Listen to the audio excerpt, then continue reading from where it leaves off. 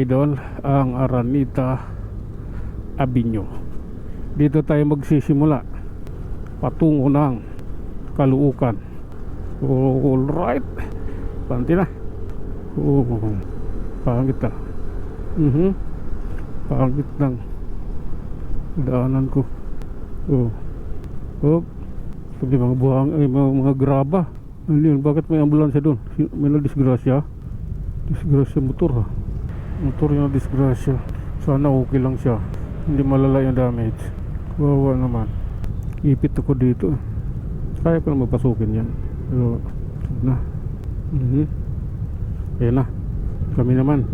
Ride safe tayo mga idol. Ayun o. May na-disgrasya. May kakaano lang. Accident eh. Sana okay. Hindi malala yung damage.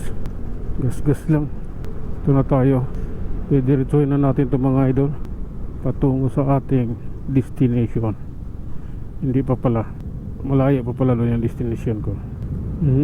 Kami na nga. Let's go. Ayan, kariran na sila mga idol.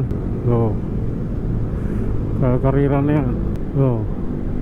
Skyway yung kanan na yan mga idol. Yan yung paakyat ng Skyway. Skyway yan. Itong Araneta Avenue na to, dati ang ganda na ito. Wala ito lubak-lubak dito. Nagkalubak-lubak lang ito. Ginawa itong flyover na yan. Dati ang ganda nito eh. Gandang patakbo rito. Lalo pa kagabi. Solid na solid yung takbuhan mo rito. 2013. Nun. At saka hindi pa gaano mga tao dito nun. Yung mga squatter dyan kakunti pa lang. Ngayon dumami. Waiting lang tayo. Stoplight. Mabuhay Lane, EDSA, Balintawak, NLEX, GG Building, Bayani Road, Dunya Imelda. Tagal left side pala. Pwede. Yun na. Nag-declared na eh. Okay, let's go na. Nag-declared na. Stop. At sa kabila naman. Diba? My goodness. Ay titinda ikariton eh. Bakit hindi lang didiretso at kanan? Hindi naman kumanan. Waiting tayo mga idol sa stoplight. Malalaking truck itong katabi natin. Hirap dyan. Ang lalaki yan. Okay, hindi basa dito. Minsan basa rito eh. Madulas. Maraming basura din dito.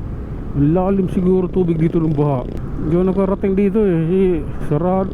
Doon pa lang bungad. Ang lalim na eh. Sinubukan ko rin dumaan dito noon eh. Kaso malalim nga daw. Okay. Pangit ah. Ito tayo. Ang laki niyan eh. Alalay lang talaga ako dyan. Hangin lang yan. Lilipad na ako dito eh. Hindi kakayanin ang hangin to. Ang motor ko. Hindi niya kakayanin. Suko siya. Lalalim ng butas eh. Kukita eh. Daan. Anak ng tinapa. Sa kanan niya mga yan eh. Katawid ako mga idol.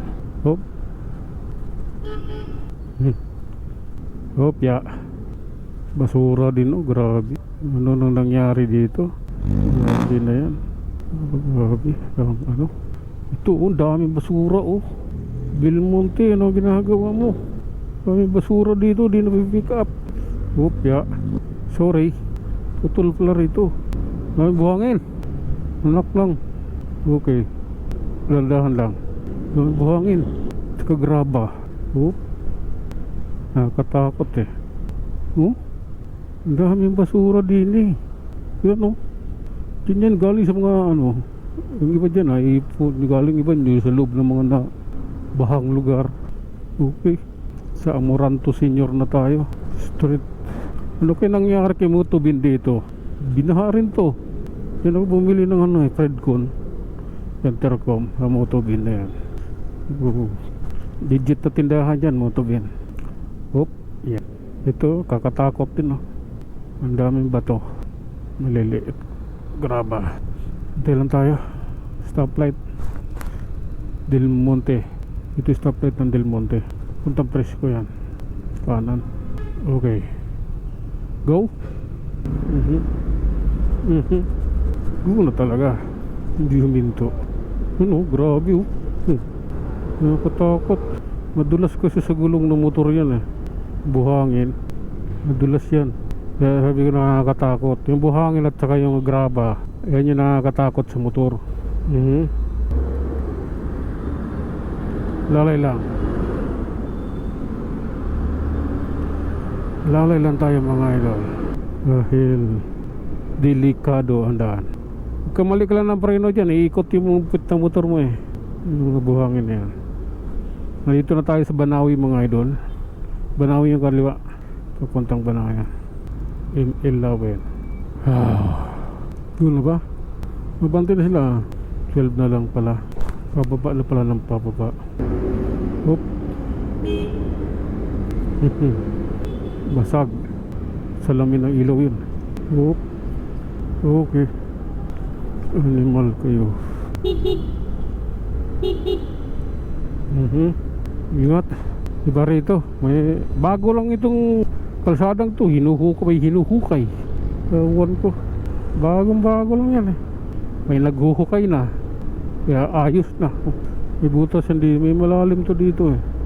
Pag hindi mo kabisado yung karsada, kailangan mo talagang titingnan para sigurado ka naligtas ka sa iyong dinadaanan. Bigla, mamaya bibiglain ka ng may butas eh. Okay, gano, tuloy na. Ito na yun.